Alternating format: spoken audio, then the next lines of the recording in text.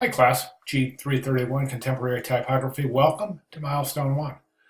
I want to go through a little bit here, show you some tips and tricks throughout the milestone as well as what to look out for. And I also want to kind of summarize the assignments for this week so we can see exactly what's expected. All right, so first thing we're going to do, of course, is come over to Milestone One and take a look through the learning activities. Now, these are really important, guys. Don't skip these. You're really going to put yourself at a disadvantage. And this class is structured beautifully. Given that you follow these learning activities. So every milestone, each week, it's very, very important before you do anything, before you attempt any discussions or assignments, make sure you go through the learning activities. And week one, of course, is no exception.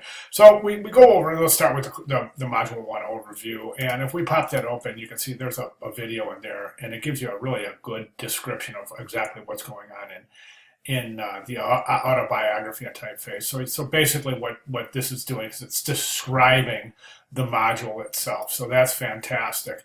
Let's go over to learning activities. That's a summary of the learning activities that are associated with this module. Recognition of letter forms these are extremely important, guys. From here, recognition of letter forms, and then all the way down to the textbook. But recognition of letter forms, if we pop that open, we'll go ahead and take a look at that brief little lecture right there. Go ahead and read through that. Then moving forward, we get to characteristics and components of type. This is really important, guys. A lot of it could possibly be summary, but it's extremely important. That depends on what your history is in typography. But you've got this anatomy and characteristics anatomy of characters in typography. And this just, all you do is click and it tells you what that part of the letter form is. And it's really important, guys, because in your design careers, you're going to have to talk about typography as part of your conceptual development for any project you're working on.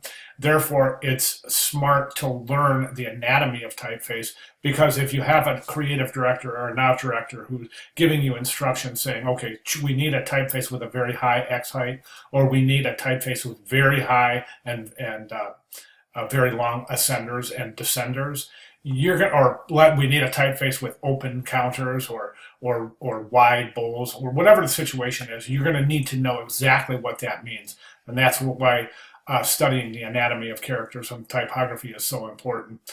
You take a look at comparatively of the letter forms and how they compare to one another, and that's a nice little example right there, comparing a sans serif with a slab serif or an Egyptian typeface, and then a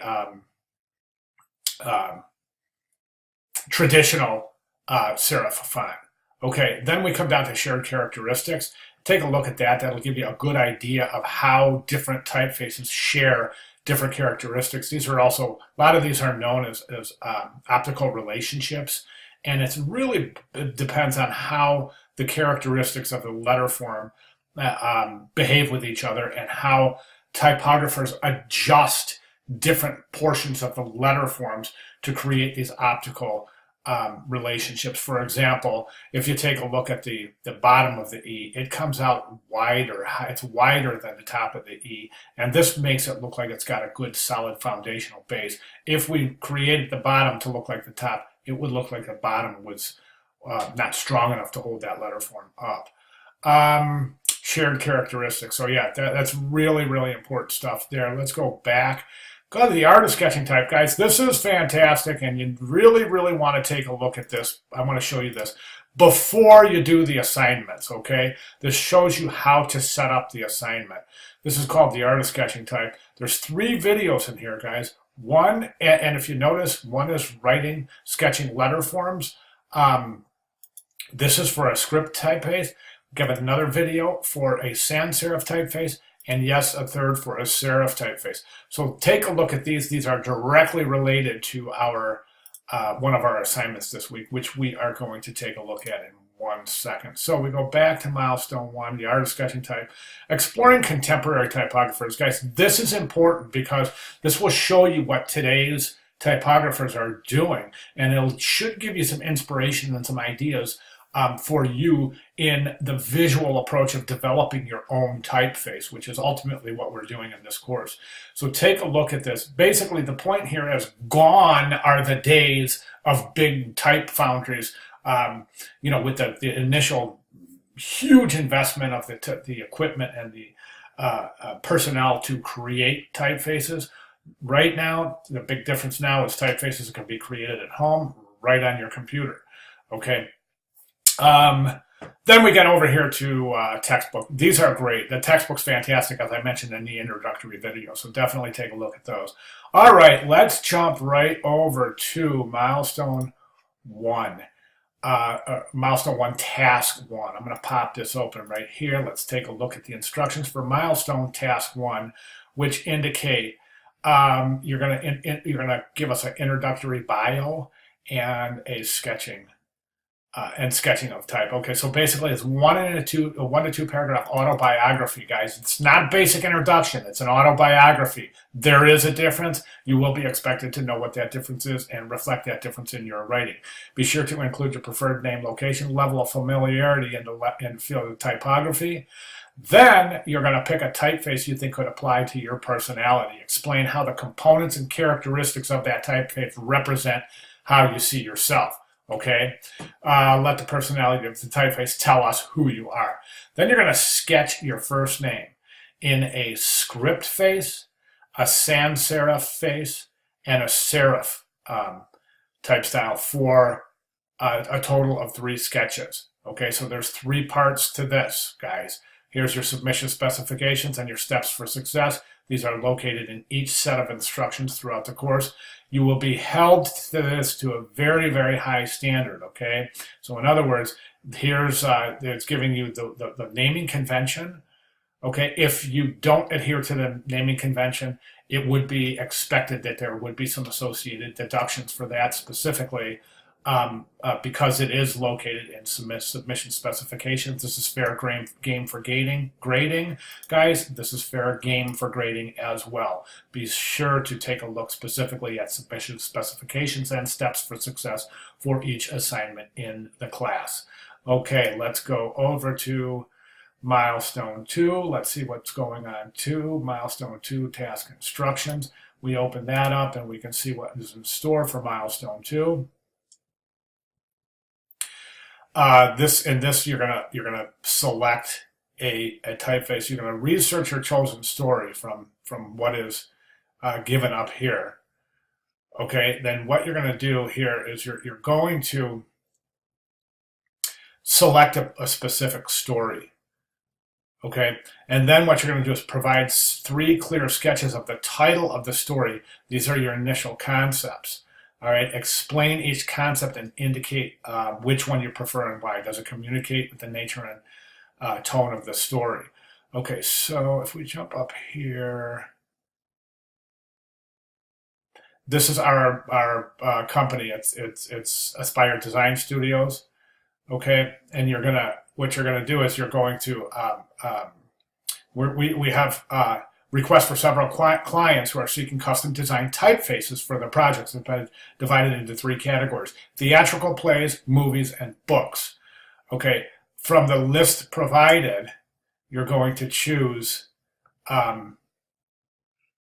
one of the stories to research and then develop the 3 concept sketches for that title. So, sorry about that. So this is your list. Okay, so you can choose one of for each of these 3, A, B, and C.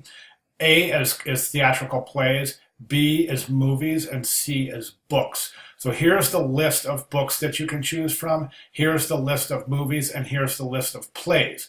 Okay, so in plain English, you're going to select one of the following. Okay, if you want theatrical plays, you're going to pick from this. If you want movies, you'll pick from these. Okay, and so on. So if you want a book, you'll pick from these. So once you pick your topic, whether it be a play, a movie, or a book, then you're going to select your individual. So let's say you pick a big book, you select Great Gatsby.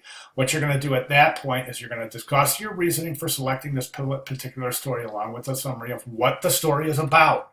Okay, you're going to provide 3 clear sketches of the title of the story. Okay, and these are rough sketches to help you begin the process of creating your own unique set of characters. However, the 3 sketches should be very much different from each other. So, for example, you could sketch out your title in a serif, you could sketch out your title in a sans serif, and you could sketch out your title in a script. Okay, but as long as they're 3 very, very different concepts, you're good. Then you're going to explain each concept, indicate which one you would prefer and why. Talk about how it communicates. Talk about if it's appropriate for promotional materials, for upcoming production and publication of selected story. Okay, what does this mean? Real quick, guys. All right, so if you pick No Country for Old Men and you sketch it out in a fancy script typeface, well, that might now, based on the content of that story, it may not be your most appropriate typeface. Do you see what I mean? So, does the content of your choice fit the choices of your visual approach for the sketches? Okay, and then finally what I'm going to do is I'm just going to come over here and I want to show you that in each of the milestone assignments, task 1 and task 2, in the submission area, milestone 1, task 1 post here, I've got a little brief synopsis of how to proceed. So just read through these and go ahead and submit. Okay, that's welcome to milestone 1, including the associated learning activities, as well as a brief description and summary of how to complete and submit the assignments. Guys, if you have any questions at all, comments, concerns whatsoever, please don't hesitate to contact me. As I said in my introductory video, I'm a very hands-on instructor. Shoot me an email. You won't be waiting for me. I'm in every day. I typically get back to you in a matter of hours. So if you need more immediacy than that, feel free to call on during office hours. Quite often it's quicker if you're working early in the morning. My office hours aren't until 6 till 9 Eastern time. So if you're working in the morning, you want to shoot me an email with a question, quite typically I'll get back to you pretty much within a matter of hours, and you can count on that. All right, guys. Again, welcome to Milestone 1. I will see you in discussion board. Thank you.